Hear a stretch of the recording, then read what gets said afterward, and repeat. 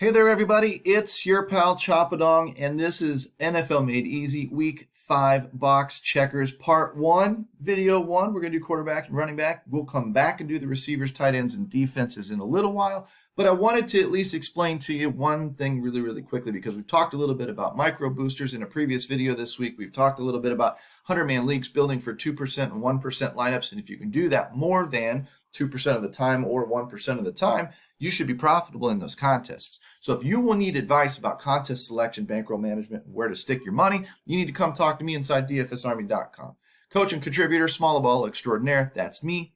Follow me on social media, like and subscribe to the video down below. Comment, I may comment back. And what we'll do is we'll turn you into a better DFS player. Doesn't matter, NHL's coming. We're going to dive into NHL here before too long as well. We're not going to do it every day, but we're going to talk some NHL as well. But right now, let's focus on box checkers NFL. Box checkers is simply eliminating the fluff. We're going to choose certain criteria. For example, the most important things for quarterbacks to reach value and pay off their salaries is being home, being favored in a high implied total game, and being an efficient quarterback. Okay, we don't need to dig a lot further than that in quarterbacks because honestly, the ownership really spreads out, and we're not really diving deep into chalk and fading the chalk and all that kind of stuff. We're just building stacks around those guys. But when it comes to running backs, we're looking more like home favored, implied to score points, getting a lot of touches, getting red zone work, getting some receptions, all that good stuff. And we've got more boxes to check off that find those premium running backs. So while we're talking about that, let's dive in. And then here at the end, I'll show you a little trick about finding value inside the Domination Station Optimizer here at DFSArmy.com because, again, it's going to make your research very efficient. All right, I open up the research station. The quarterbacks tab is open by default. The first thing I do is I check off the Monday, the Sunday night, and the Thursday games. Those are gone. I only want to be looking at the main slate. It's what most everybody's focused on anyway. So now that I've got my quarterbacks down here, I've got the whole wide list of quarterbacks, right? I'm looking at a couple of things. First of all, I'm looking at salaries. Nobody's over 8K on Draftkings.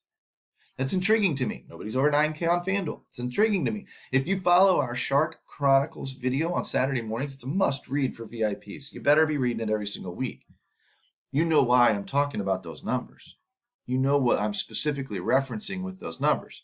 If you don't know that, you need to get the article so that you can know what I'm talking about because it's very key this week. And you're going to find out here in a little while as we talk deeper and deeper into the week. You're going to find out why. That said, I'm looking for quarterbacks that are at home, and one caveat about home field advantage is going away a little bit. We can devalue it some. Used to be about a 3-point neutral site versus home field. Give them 3 points in Vegas and move on. No, it's down to about 1 point now. Why? The past 2 years, the home field advantage has sort of gone away. Even this year with crowds back after COVID, it's a very intriguing thing, and Vegas is adjusting.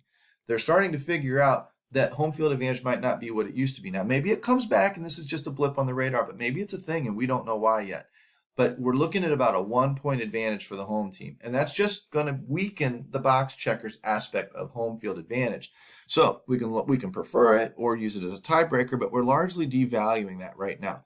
We're going to come over to the Vegas numbers, and I'm going to sort A to Z. The reason I'm doing that is I'm bringing the big favorites, the heavy favorites, 10-point, 8.5, 7-point favorites to the top. Those game scripts typically help quarterbacks. Quarterbacks go and get their points anyway. It's a throwing league. Yes, we have some Derrick Henrys, we have some Nick Chubbs, but it's a throwing league, and generally these guys are going to get their points. And I'll show you with Tom Brady specifically here in a little bit when we spotlight Leonard Fournette. But what I'm talking about is finding those favors. If I want to cut this thing down to, say, just those, I'll save this for running backs, but just those in about 3-point games that are underdogs, 3 points or worse, I'm going to cut all them out and only include guys that are in more competitive games than 3 points and those that are favored. I'm looking more specifically, though, for these lists. I can come in here into a custom filter, and on the team total, I can filter these guys off to greater than or equal to the magic number of 47 points. Boom. See ya, fluffos. 47 is an inflection point in DFS where a game total over 47 points for the favorite quarterback, preferably at home, that is also in the top 10 in total QBR over at ESPN.com or whatever, tends to reach value. As long as he's not too expensive. Hint, hint, hint. As long as he's not too expensive. These are the quarterbacks that you could be focused on. These are the quarterbacks that are in line to reach value more often than not. Everybody else is a little bit more risky. Doesn't mean they can't have outlier performances, that they can't have the game of their life, that they can't smash. It just means we should be leaning more on Tom Brady, Kirk Cousins, Dak Prescott, Kyler Murray, maybe Ryan Tannehill, sketch, Aaron Rodgers, Justin Herbert, Baker Mayfield, Joe Burrow types to get in there. Everybody's going to be all over Trey Lance this week, and I'm going to tell you, 49.5 point total, but a 5.5 point dog. Trey Lance better run. Yes, he's going to be throwing. Yes, he's probably cheap, et cetera, et cetera, et cetera. But he's not checking all of those boxes, meaning he's not exactly safe. He's a risk. Save him for tournaments. I don't think, early in the week, I don't think this is a guy that we should be looking at for cash games. Okay? That's just me. I do things a little bit differently than everybody else does. You may hear every other tout in the industry talking about Trey Lance as a lock, and I'm not using it. Okay? Now, that's kind of quarterbacks. Again, without ownership, with ownership being really spread out. In fact, you can kind of see it on Fanduel and Draftkings. We're showing a little bit of chalk love for Kyler Murray and Dak Prescott early on either site. But generally speaking, you're looking at around 10% ownerships, and everybody in the world's over 3% owned or whatever. Okay? That's intriguing to me, because it means we don't need to focus so heavily on picking a quarterback based off our chalkboard tool or based off something like that. We're going to pick it based on some criteria for a cash game, and who do you feel the most secure is going to have a good game. It's that simple. That's all we need to think about. Running backs get more complicated, so let's dive into those. With the running backs, we're looking at $6,000 to $8,000 running backs. It means Derrick Henry's probably out. Kamara, Cook, those guys are going to be a little hard to get. Doesn't mean we can't get them. We saw Derrick Henry last week. It means we're going to have to sacrifice somewhere else. So we're generally looking in that $6,000 to $8,000 range for our running backs, maybe in a $5,000 running back for an RB2. These are the guys in Shark Chronicles tend to hit the million. Oops, I'm letting it slip out. Gotta read an article, man. Gotta read that article. And you'll find out why I'm talking about what I'm talking about, because it's adjusted box checkers from the past couple of years. But the one thing that doesn't change, we do, home and away again, we do like favored running backs. So if I come over here, first thing I'm looking at too is no major chalk yet. These again may change, but there's no major chalk just yet. I'm looking for the high game script guys. See, a 10-point underdog is not in a game script that's advantageous to the running back unless he catches a lot of passes. But that's still not cash safe. If the game's competitive, he's not getting the work that he would normally get if you're a Chase Edmonds or something like that. Now I come down here and I'm looking at something probably 3.5 points or better, right? 3.5 point dog. I'll give it a little bit of margin for error, and I can do that by adjusting off this filter once again. We'll just check it hand by hand and show you how that one works. Come down here and anything over 3.5 is gone. So I just uncheck those numbers and those guys will disappear. Watch. Poof. See that little shift there? That just means we ate up the bottom. We ate up some of the bad plays. Okay? I can come down here and also focus on a 46 or better total. Let's do it this way again. 46 or better, 47 or better. Let's focus on 47 or better. I'll give the 46s. Only knock those guys out. Nothing's a real hard number, but we do make a stand somewhere. We do draw a line somewhere. And now what I'm looking at is high total games, decent total games, closer games that lend to shootouts in those lower totals, 46 points anyway. But I've got heavy game script in here too. But I've got 3 running backs to choose from. Fournette, Jones, and Giovanni Bernard, a 10-point favorite. Which one are we going to lean on? Everybody says Fournette. Some people will say whatever. Some people will say neither one of them are safe, and they're probably correct. But I want to at least show you how you can use this tool to trim some of that fat off. You'll scroll over this way, and you'll say, who's getting the touches? 11 touches per game for Fournette, 5 for Ronnie Jones, nothing for Gio yet. Some receptions. Look at Fournette getting 4, almost 5 receptions per game. Fournette's getting 15, 16 touches a game. If he's not an $8,000 running back, that's not too terrible. Okay? What we want to check also is for the red zone work. Are we getting stuff inside the 20? No. 57% of the rushes inside the 20 are going to him. 15% of the passes. It's not a great number on either side. Look at the 10. We get inside the 10 and boom, his rush percentage drops down to 37.5% of the time. It's not going to Ronnie Jones either.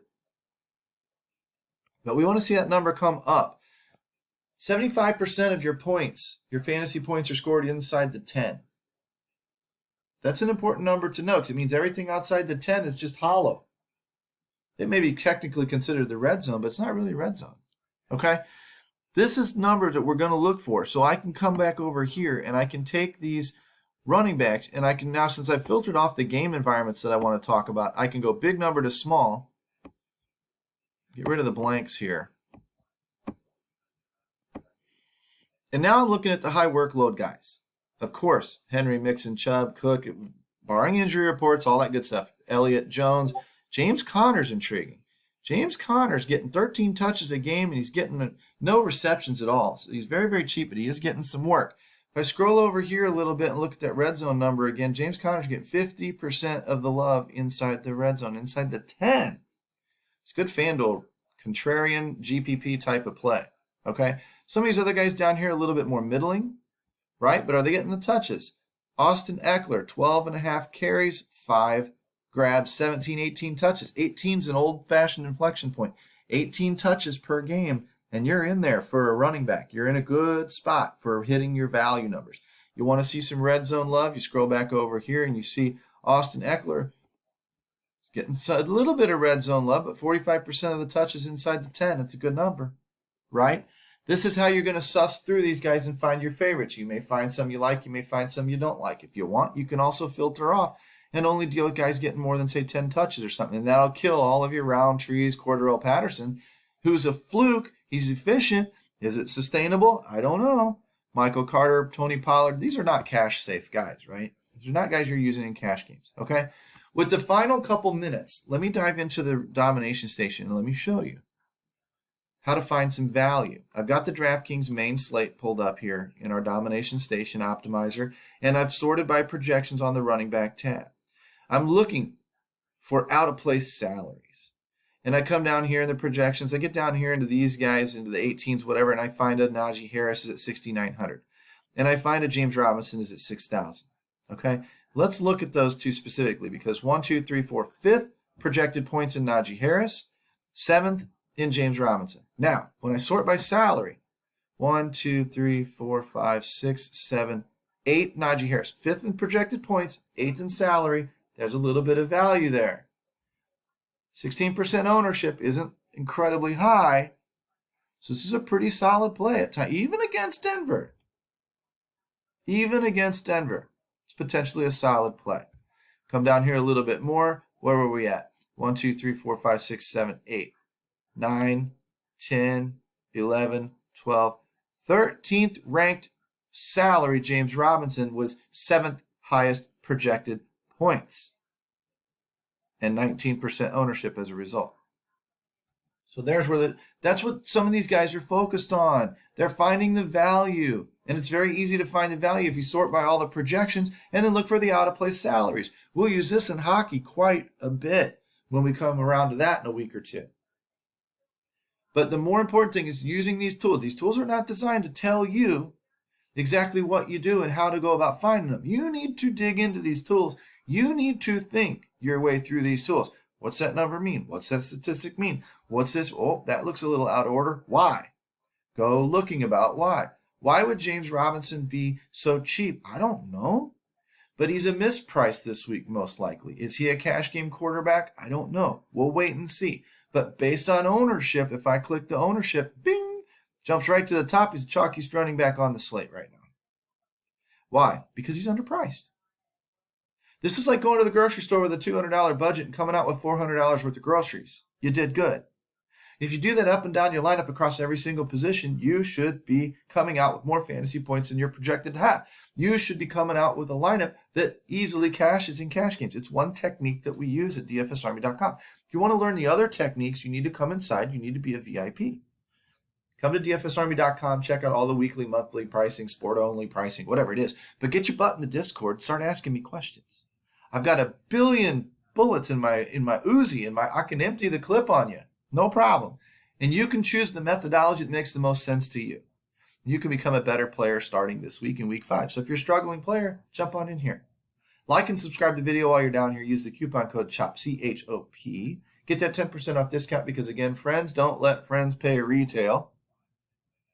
And start asking those questions to make yourself a better player because I'll help you get there. That's what I do. Week 5, Part 1, NFL DFS box checkers. I'm Choppadong. I'm out of here. We'll be back for Part 2 here shortly. Peace.